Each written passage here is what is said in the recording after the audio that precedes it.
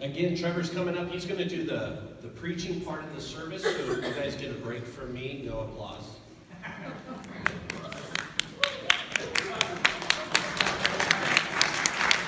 I said no. There is no U version for those of you who are using the U version app. That is not going to be there today, so pay attention.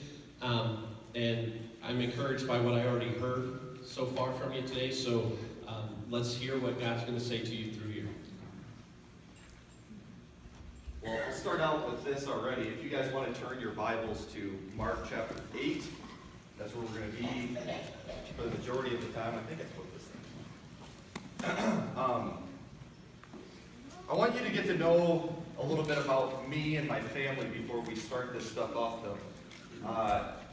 It gets a little interesting as we talk. We're going to be talking about what's in a name, which is pretty important. And I want you to know a little bit about my family in this side of things. We're pretty big on names. And so first I've got my oldest child, which is Savannah. She's in the blue dress that is a very busybody. Doesn't know a stranger. And her name actually comes from, and this is going to show you a little bit of my religious background, but comes a little bit from John Wesley's home stomping ground in Savannah, Georgia. And then Monica is our middle one. And Monica's name actually comes from St. Augustine's mother's name, which was known to be a major prayer warrior. And then our youngest one, and by the way, Monica was the one that was interpretive dancing for you guys the entire time here. She's good with that stuff. And then Lydia, which is our youngest one, she comes from the book of Acts, and which was known to harbor Paul, and was also known as a major prayer. We'll call her Princess in the book of Acts. So we're pretty big in names. My wife Marissa, who is godly enough woman to put up with all of us. And then there's myself. Now, I didn't dive into their names as much as I'm going to dive into mine. My name, Trevor, actually, if you break it down, it literally means large settlement. Again, large settlement. And Earl, which means nobleman, that's my middle name. And then Wright, which means maker. And so the cool part about names is that we can actually trace it back a little bit to its origin to figure out a little bit of family lineage and whatnot. So there's a good chance that my family had some makers that were part of it when you go all the way back. And the crazy part about it is we can trace it all the way back to major metal and wood makers within my family.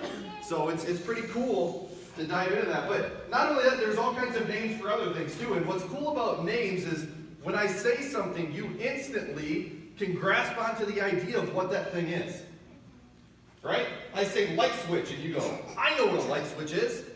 I say iPad, and you go, I know what an iPad is. Anything that I say, you can grasp onto the idea of what a name is.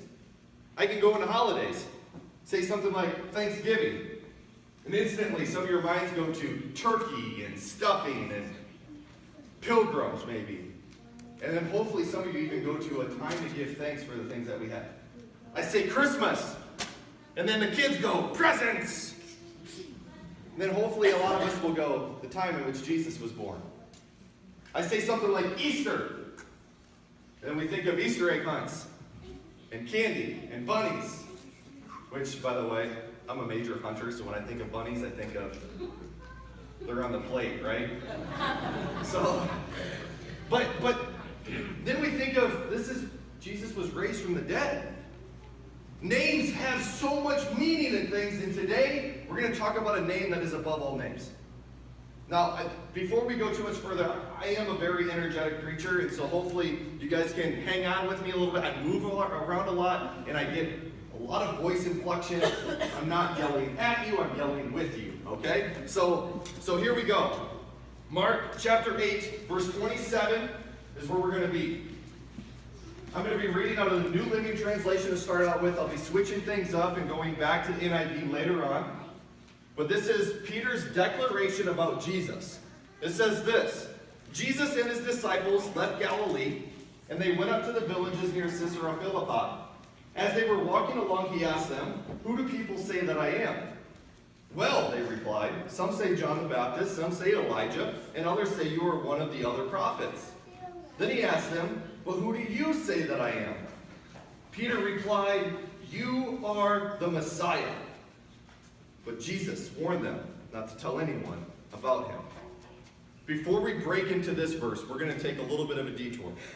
We're going to go back into the beginning of Mark chapter 8 so we can dive into this a little bit more so you can have some context. Now, in the very beginning of chapter 8, it starts out with Jesus feeding 4,000 people. What an incredible time. Now, this is the crazy part about this moment. Jesus is out there and he's teaching them. We don't necessarily see a preaching thing that's taking place, but more of a teaching that is taking place. And as he's teaching these 4,000 people, it actually states that Jesus says, "I have compassion on them." Why does Jesus have compassion on them? This entire time he's been teaching, and scholars believe that considering they were traveling for hundreds of miles in order to come see what Jesus was doing, that they had ran out of the food that they had packed for this trip. Nobody was expecting an all-day trip to hear this one guy that continues to teach. And the crazy part is if I sat here for an entire day, how many of you guys would stay here, or you go, "No, it's lunchtime, I'm out of here, we gotta go"? But Jesus fed them so much spiritually that they stayed there this entire time. And then he says, "I have compassion on them." So let's take a little bit of an inventory. What do we got here? God comes up and he says, "Well, all I got is 7 loaves. 7 loaves of bread, that's all we got. We got a couple fish." And he goes, "I've been here before." Takes the loaves, takes the fish, gives them to the disciples and said, "Go feed everybody." They go and feed in everybody, and afterwards, there's tons that is left over. Now, who saw the miracle in this situation? Was it the 4,000 people that were out there? As far as they knew, 4,000 people were getting fed. They didn't know where it came from. All they knew is that they were getting fed. But the disciples, they saw the miracle. They saw the multiplication of the loaves and the fish. They saw it. It was for them.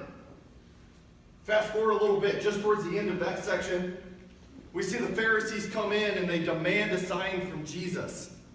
Now this is funny. They were out in this crowd of 4,000 people. They'd experienced the eating. They didn't know exactly what the eating was from.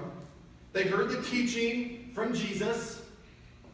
And then they come up and they demand a sign. If this is all good stuff, then you need to show us something that proves that you are who you say you are. But there's this really cool guy.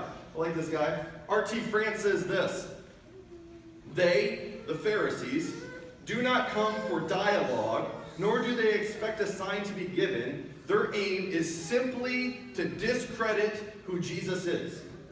They're not looking for a sign. Jesus could have done something absolutely miraculous like feed 4,000 people. He could have done anything, and they still would not have believed who he was. We've seen this all throughout Scripture. The Pharisees. Fast forward. We get into a boat. They're leaving now. The disciples are with Jesus.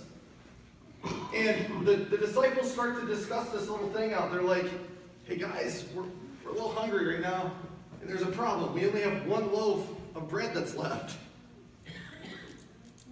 1 loaf of bread, that's all they have left. Jesus intercedes into the conversation like he was a part of it the entire time. And he says, "Be careful. Watch out for the yeast of the Pharisees." And the crazy part about it is the yeast is often referred to in reference of evil intentions or acts. And then Jesus goes into a huge kind of teacher, disciple maker, let's just say dad mode. And he scolds them. And you can see the very initial picture of it is, "Are you kidding me? Did you not just see me feed 4,000 people with 7 loaves? How dense is your mind? How dense and hard is your heart? How could you not get this through your head? You have I just multiplied 7 loaves for 4,000 people. How do you not get this?"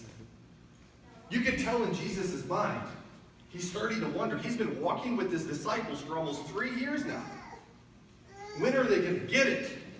When are they going to get that I am who I say I am? When are they going to get it that they can trust what I've got going on?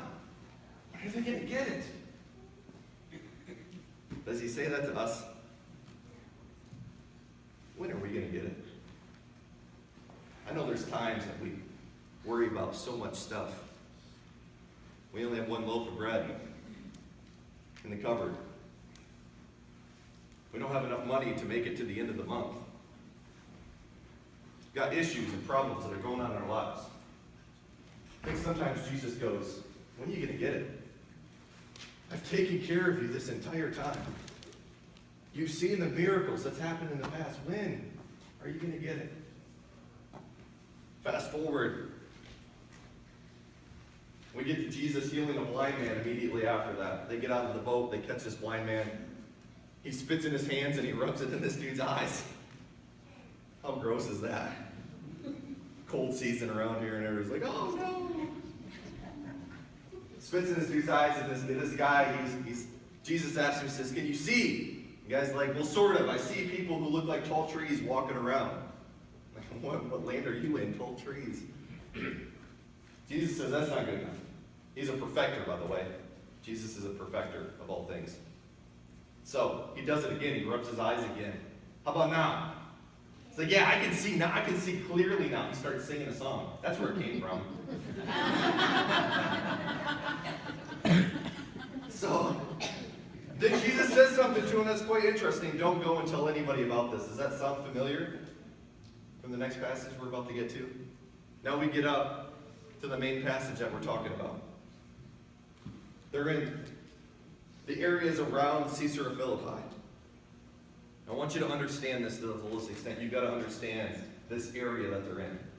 On both sides of them are gigantic cliffs that are going up. They're rock-bedded cliffs that are going in the area. And the people around Caesarea Philippi, what they did is they actually would engrave these big structures within the cliffs so that they could place their stone, gold, wood, whatever type of god that they wanted to place in these cliffs. And they were all gathered around and they were praying to these gods. So this place was packed full of people when Jesus is walking with his disciples. Now, remember all this past stuff that has just happened. Disciples seeing 2 different miracles take place. They've been rebuked by the Pharisees, or they rebuked the Pharisees, and they've been rebuked by Jesus. And Jesus gets into a situation where there's people that are all over worshiping all these false gods. And he asks the big question. Imagine it. Jesus looking around at these guys. Who do people say that I am? Does that scripture make a little bit more sense once that takes place? It's not like they're just randomly out there and Jesus goes, well, I'm going to ask an important question. It leads up to something. So one of the disciples, or the disciples is how it says, speaks up and says, well, some think you're John the Baptist, some think that you're Elijah, and others think that you're just merely a prophet. Notice how none of the disciples have yet stated anything about him being the Messiah. Nobody knows that he's Jesus. Nobody knows that he's the Christ. The disciples don't say anything like that. Then out of nowhere, Peter. We know Peter, right? Peter, he's this big, burly dude. He would be like Tim Allen off from Home Improvement type guy. This Peter speaks up in the bold voice that he has. We know Peter is the guy who later on cut somebody's ear off for Jesus, right? We know Peter who was a water walker. We know Peter that was willing to leave everything that he had to follow Jesus, that he had no clue who he was.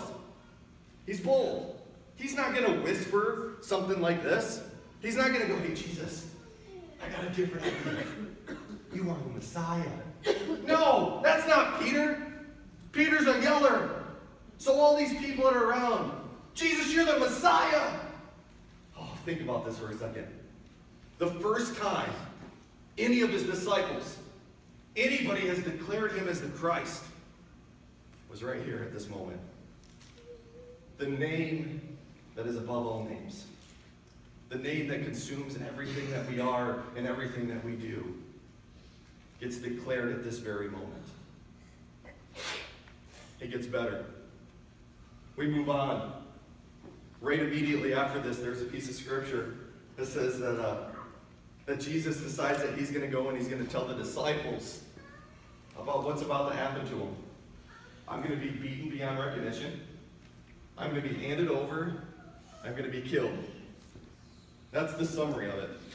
Now Peter's like, okay, Now I'm going to pull Jesus off the side. Come here, Jesus. Jesus, come here, come here. That's a terrible idea, man. Do you not understand it? This is a horrible idea for this to happen for you. Why in the world would you ever let anything like this happen? And it says that Peter literally rebuked Jesus. Rebuked. Told him it was wrong. Bad idea. He's got some gumption, doesn't he? He just claimed him as the Messiah. Now he's telling him that your ways are wrong. And Jesus comes back and he says some pretty cool stuff. Like, you do not have the mind of Christ. You have the mind of yourself. You're thinking about the things that you want to do. You're not thinking about the things that Christ wants to do. And then he says this phrase, he says, "Get behind me, Satan." Can I get real with you guys? It's not like you're going to say no. How many of you guys have something right now in your mind that God is calling you to that is just bigger and better than you can possibly imagine, but you're so afraid to move out of your comfort zone? I know we talked about it a little bit here in the Sunday school class, but it's just something that you're going, this could only come from God, and it's this vision that is so big, so raw, so incredible, but you're so afraid to step out of what you're doing and go into this whole magical place of being within God's grace and His will and His promise. Isn't it frustrating sometimes to think, why would God call me over anything else to do this? I feel so comfortable right here where I am. It's the exact situation that's going on here. And Jesus rebukes Peter back. You don't understand. You don't understand the mind of God. You don't understand what we're supposed to be doing. You don't understand the reason why I'm here. We just had all these miracles take place and you didn't get it. We just had all this stuff that happened and you didn't get it. When are you going to just let me be God? Let me do what I do best and complete the vision? Any of you guys out there got that vision that's just going on and you're afraid to jump into it? Jesus is literally saying, "Get behind me, Satan. Your ways are not my ways." We're going to go through Peter's life a little bit more. We're going to skip forward from Mark chapter 8, going into Mark chapter 14. We're going to follow Peter a little bit through this whole transgression. Starting out in verse 27. And remember, Peter declares that he's called Satan. And then in Mark 14, chapter 27, verse 30 or through 31 says this: "You will all fall away," Jesus told them. "For it is written, I will strike the shepherd, and the sheep will be scattered. But after I have risen, I will go ahead of you into Galilee." Peter declared, "Even if all fall away, I will not." "Truly I tell you," Jesus answered, "today, yes, tonight, before the rooster crows twice, you yourself will disown me 3 times. Again, Jesus tells him something, and Peter disagrees. But Peter insistently and pathetically, "Even if I have to die with you, I will never disown you." And all the others said the same. Incredible moment in Peter's life. You know, in this moment where Jesus tells him, "No, you don't understand, Peter. You're going to disown me." You know he's having these flashbacks, right? "Jesus, I'm the one who left everything for you. Jesus, I'm the one who declared you in front of all of those people who are worshiping their false gods. Jesus, I'm the one who has your best interest in mind. Jesus, I'm the one that's going to cut somebody's ear off." All this stuff is going through Peter's mind. And Jesus is simply telling him, this is what's going to happen. You're going to disown me, regardless of everything that's going on. Anybody else out there like that? Anybody else out there that declared Jesus as Lord but yet disown him in those times that are absolutely critical? You've been told it's going to happen. That's what the world does, that sort of thing. It forces us to disown. But the crazy part about it is Jesus has got bigger plans that are coming up. So we're going to skip forward just a little bit further. In verse 66 through 72, it says this: Same chapter. While Peter was below in the courtyard, one of the servant girls of the high priest came by. When she saw Peter warming himself, she looked closely at him.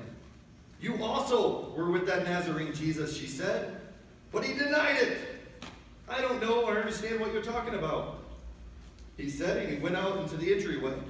When the servant girl saw him there, she said again to those standing around, "This fellow is one of them." And again he denied it. Oh, man. After a little while, those standing near said to Peter, "Surely you are one of them. You are Galilean." And he began to call down curses. Then he swore to them, "I don't know this man you're talking about." Immediately the rooster crowed the second time. Then Peter remembered the words Jesus had spoken to him. "Before the rooster crows twice, you will disown me 3 times. And he broke down and he wept. Could you imagine? I want you to picture this for a second. What Peter is going through at this time.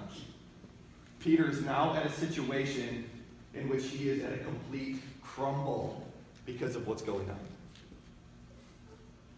All these experiences and things that he had with Jesus comes down to this very moment to where he can see the Christ in his full scheme of things. This moment, do you think he's just mad because he denied? Or do you think he's mad because he is now starting to see the full picture? When Jesus says something, he means it. Like, it's real. It's going to happen. Peter's crushed. It goes further. It goes further into this. What we know that happens is Jesus is handed over. And here the disciples are in a situation where he goes and Jesus literally, and we'll say crawls onto the cross. I don't like is put on a cross. He crawls onto a cross. He's killed. He's taken. He's put away. He rises from the dead. He appears to people, disciples, women. He appears to all sorts of people. And here the disciples are now, standing around the Sea of Galilee. I've already mentioned I'll just say I'm a redneck, okay? I am a big redneck, and when you get a bunch of men who are just standing around a sea or a lake or something like that, instantly we're not going, "Hey, do you think we should take a dip in the lake?" No, it's like, let's go get some fish. Let's go fishing. And so that's exactly what Peter does, is he gets into this situation where he's like, okay, so there's a lake there. I am going to go fish. And what we start to see transition is the disciples, rather than following Jesus, are starting to follow Peter. Okay?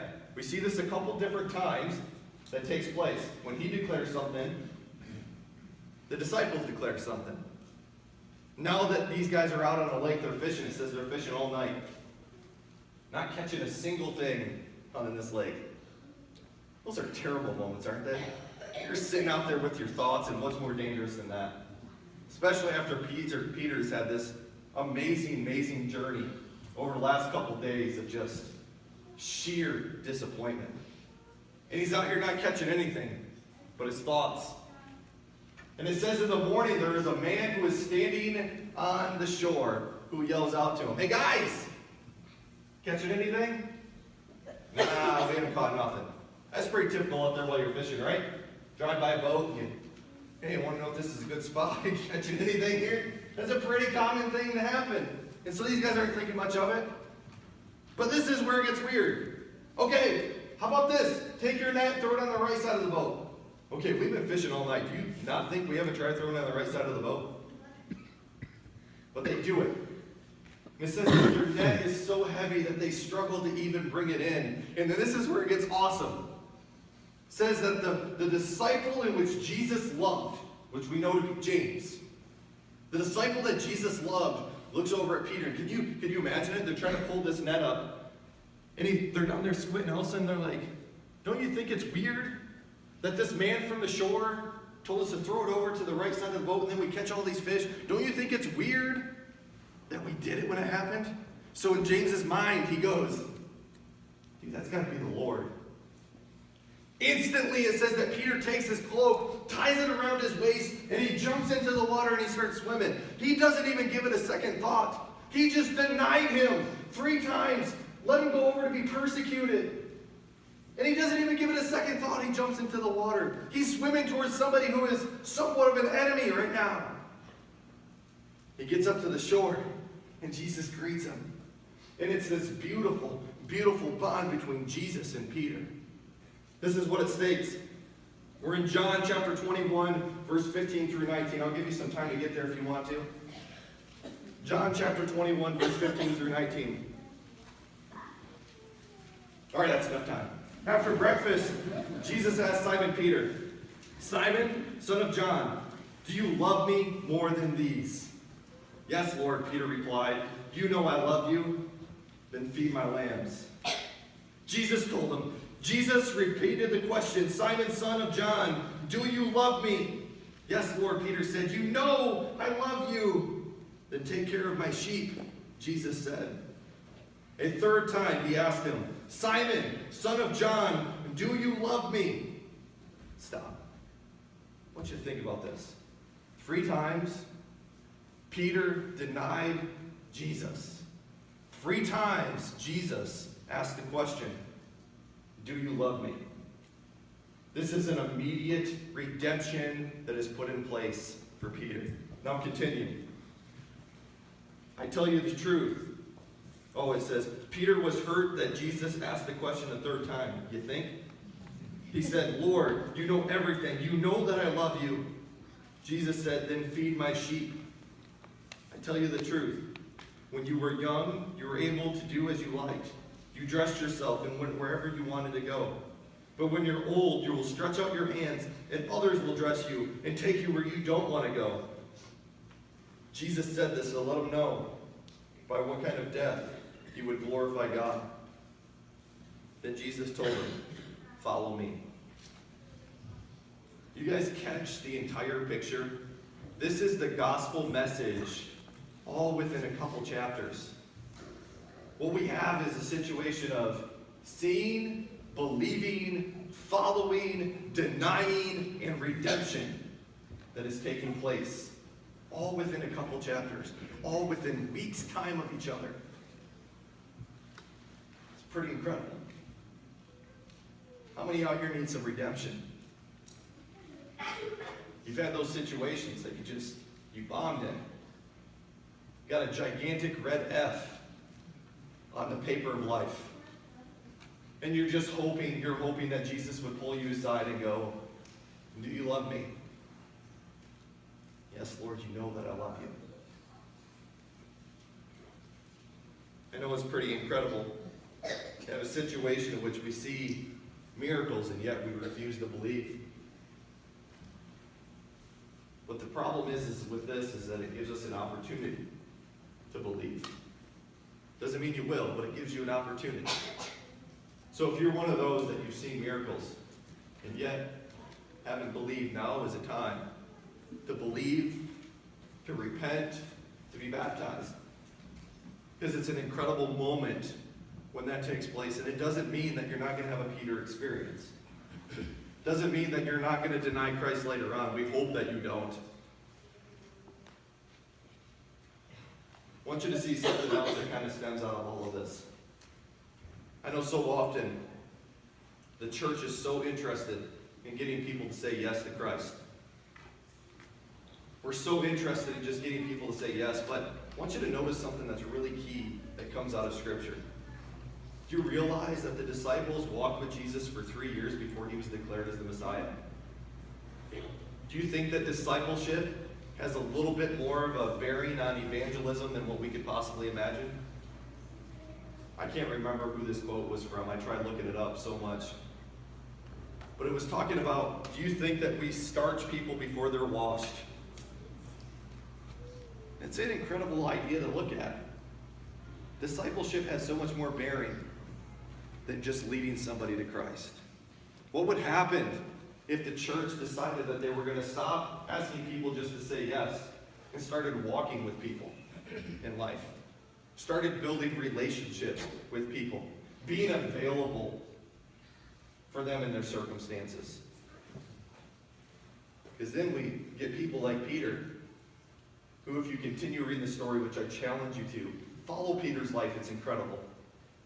Who after 3 years, if he would have said just yes to Jesus and then Jesus left him alone, he wouldn't become the Peter that we know today. But he became the Peter who marched the church forward. Gentiles became to know Peter because of it. Jews came to know who Christ was because of it. Peter had a big bearing on history. And lastly is this. Have you ever declared Jesus as Lord with your mouth, but have been failing to do so with your actions, and maybe even your mouth continually? I promise you this. At this moment, he is ready to redeem you.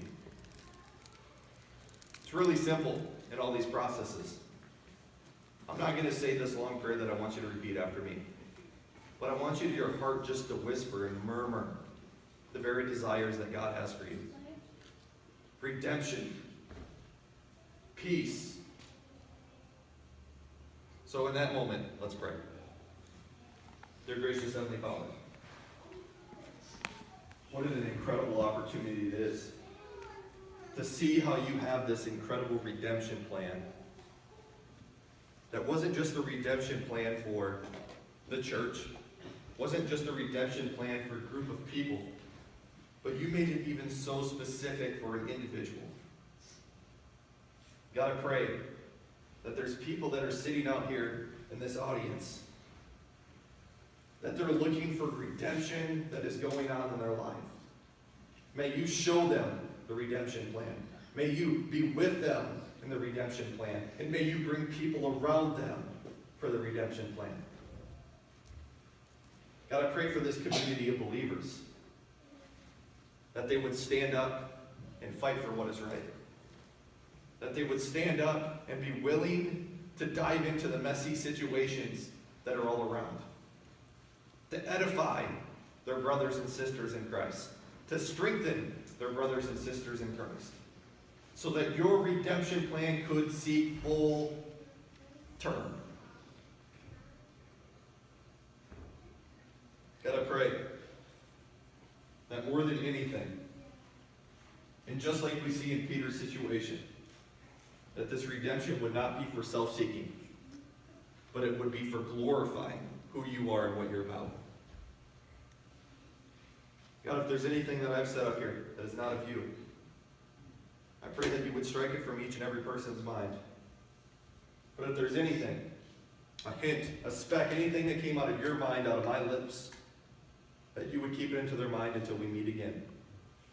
Whether it be this day or in glory. In your name we pray.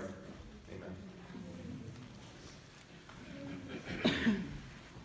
Trevor gave us a great challenge to really what he didn't even know. This year we started the whole new Connect, Grow, and Serve. And he was talking a lot about connecting with people with the discipleship. We connect with God and then we go connect with people. And it can't be just a Sunday morning thing. This has got to be a real, authentic thing. And so if you need to step up and do that, he was saying, he invites you to stand up. He prayed, let the church stand up. If you need to make a decision today, will you stand up? Will you do that? Will you come forward? Will you repent? Will you confess? Will you be baptized? Or will you say, I've done that, but I have betrayed Jesus 3 times or whatever. And I need that redemption again. As I have had. And I know you have too. So will you make that decision? We're going to sing a song, and if you need to make a decision, will you come? Let's stand. And if you need to make that, will you come?